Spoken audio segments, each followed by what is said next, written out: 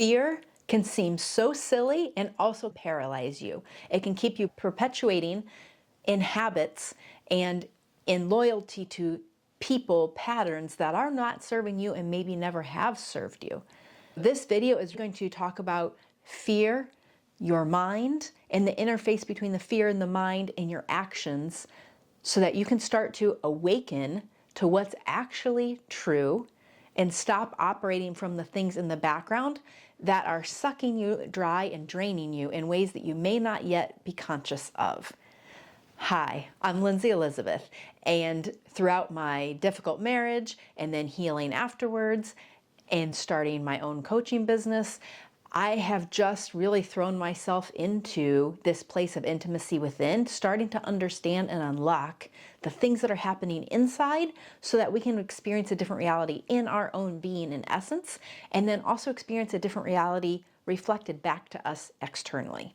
Because how reality works is actually a projection, and this fabric of fear, absolutely, no question, is the fabric that is what's happening here, but then that's also what we're experiencing without paying attention to it.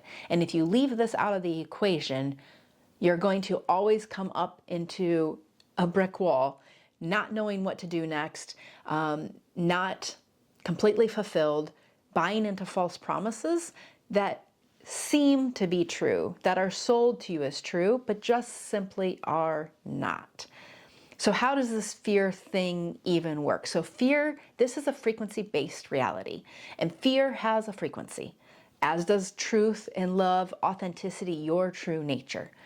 So when you're in the high vibe frequency of your true nature, you feel the connectivity, the bliss, the just joy of being, regardless of where you're at, regardless of the thing that is happening outside, regardless of the situation, the people, the places, the events, the money, the relationships. It's like right here, right now, I am just in the fullness and contentness of my own being and my own essence. And then fear has come in and hijacked that. And so from the level of fear, the fear has that low frequency of distortion, confusion, cacophony, concern. What do they think? What do they think? Am I doing it right? Looking over here, looking over there, wondering for validation. Because fear is caught up in the mind. So the mind is lost, constantly looking for something that it doesn't have, and it actually never can have. The mind never can actually have the fulfillment that you're looking for. The mind never actually can lead you into the wholeness, that feeling of just completeness, where there's nowhere else that you need to be. Imagine you're in a kiss and you're kissing someone. If you are completely locked in that situation, your mind is not, you're not considering anything else. You're not worried about this and that. Oh no, what about the grocery list? Oh no, what about the, whoa. Like you're just right there, present in that moment.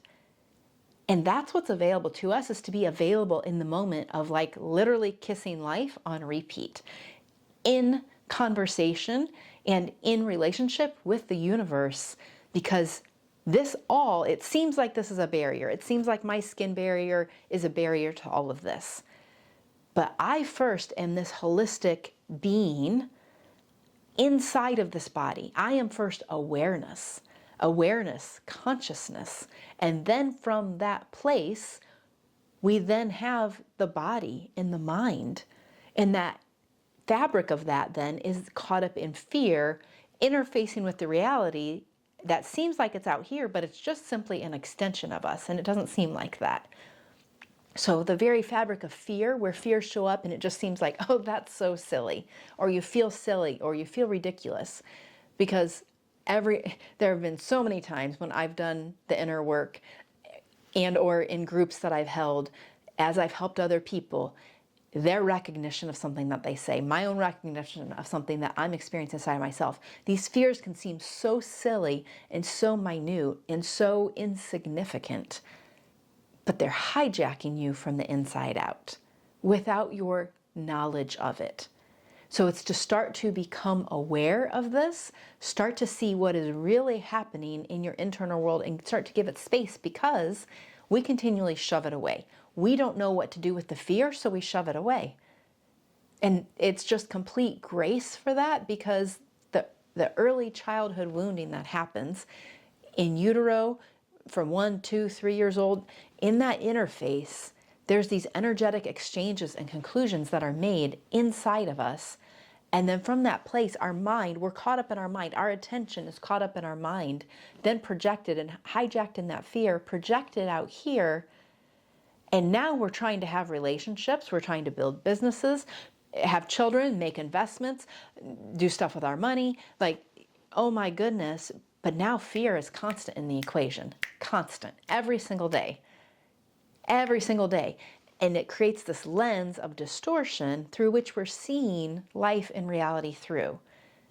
But we're not aware of that lens. We're not aware of the distortion that's happening. So it feels like life, and it feels like life sucks, and it's a hard knock life, and it's hard, and it's repeatable, and we're just trying so hard, yearning, struggling, challenged, and not noticing that there is something that has first happened inside here, and we didn't realize it. And if we work at the root level of the root, if we work at the place where the installation in the fear actually got installed, from that place we can start to clear up our reality. Because it seems like if I do the things out here with the man, the job, the money, the people, the places, the events, it seems like if I meddle out here, and if I read more books, and if I do this and I do this, because it seems to gain success for some time, because life shows up in a polarity. You get the both ends of the stick. You get like the devil on the one shoulder, the angel on the other. You might get the thing that you want, but your experience is lackluster. Or you might try so hard, and you followed the perfect equation that everybody said to do, and then it doesn't produce. And you're like, what else am I supposed to do? Feeling lost, feeling confused, feeling silly, embarrassed for even following this plan that somebody put out because it didn't produce. You spent time, effort, money on it. And so we just keep spinning and spinning in this life, all while there's literally roses blooming. There's cars and airplanes and places to go and people to see and things we can do, but we're moving around like these hollow ghosts, always searching, always wanting the next thing, in fear of the moment right here. I'm in this city finally, oh my goodness, and then you're afraid. What do they think? Am I dressed the right way? I'm unsure about myself. Then the opportunity comes, the person comes, and you're just in this constant questioning and doubt of our own selves and our own experience, disconnected from the source and the truth of who we are while we are captivated and wrapped up in fear.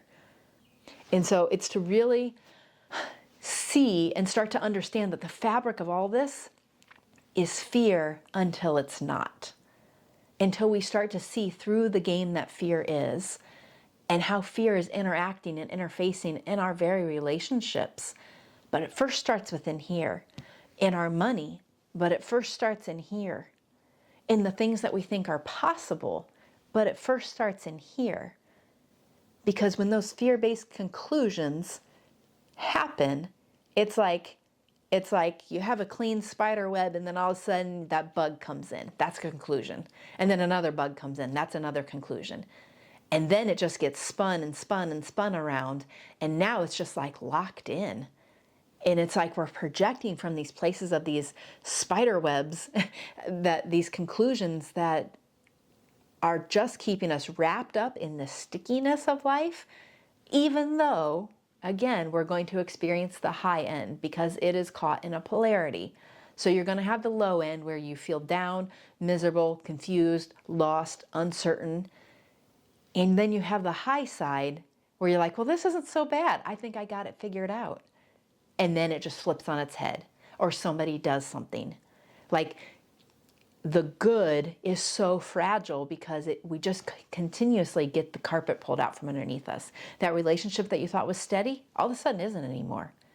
That bank account or those investments that are a specific way, you look and I don't know why that one tanked, but what just happened? Everything else seems to be okay. It's me. What's happening? Oh, so it's to just keep coming back, because these conclusions that are happen early on in childhood are going to create perpetuating patterns, because we're going to be projecting through a lens, and then we're in judgment of our own self as we project through that lens because it's caught in the polarity. So the mind is caught in that constant judgment. That's silly. That's ridiculous. Don't you know that's good? Don't you know that's bad? Don't you know that's white? That's black. That's up. That's down. It's caught in this, and we're at this place of judgment, and all judgment is actually self-judgment. And it seems like we're judging out there. We're really just judging ourselves, and it doesn't seem like it. But it's to start to call fear on its game and see what is happening. Yes, there's steps, and that's not what this video is for, to go through so that you're able to actually free yourself from this. But first we have to start to recognize. We have to start to recognize the places we're getting caught up in fear, and to realize, come back to your own self, your willingness, your resolve. Do I want to continue to be caught up in this? Do I actually want intimacy within?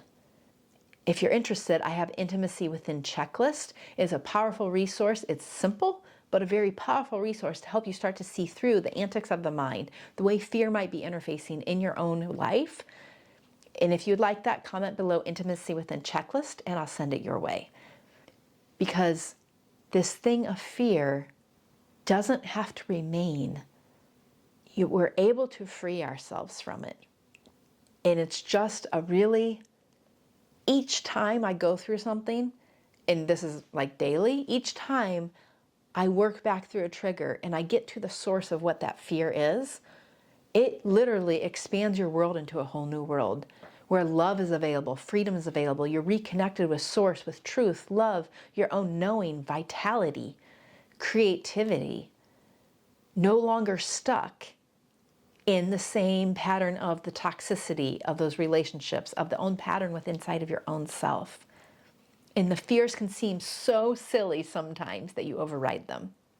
And the fears can seem so big that you don't know what to do with them, that you shove them away. And in this overriding and in this shoving away, we're betraying our own selves without even realizing it. We're staying loyal to the projection out here. We're staying loyal to that projection that has occurred through the lens of fear out here. And then the people, places, events, literally everybody in your life has shown up to play a character in that projection, the movie of you. And they're having their own movie, and they're experiencing you in their movie, but that's not your concern, because you don't have access to clearing that up. You have access to clearing up you. You have access to clearing up your movie, your conditioned mind, your fear-based reality that does not have to remain your reality. There is nothing in your life that is too big that cannot change while doing this work. There is nothing in your life that is also free of being touched by this. Your fitness, your bank account, how you clean your house, the joy that you have in your spirit, the loneliness you feel when you're all alone, the loneliness you feel when you're in a big group, or you're at the place that you've worked so hard to get to, and you still feel that loneliness and that depletion. Fear. Have you ever heard the acronym false evidence appearing real? It is. It's false evidence. And we look for the evidence out here, and then we think that the evidence is being reflected back to us as truth. And it's not. So our job is to align with truth, align with truth, align with truth on repeat. Because truth is going to be the thing to help you clear and start to see the lies that are in place. And lies sound harsh, but it's what's true. Illusion sounds kind of harsh or elusive even, but as you start to name these things and see what is happening, you can start to come home to yourself and your true nature. That's what's available. That's what's available. And that freedom, the thriving, the generosity of your own spirit to your own self, loyalty to your own self before you give it away to other people. Being in the freedom right here, right now, feeling the success within your own self, not needing somebody else to validate it for you.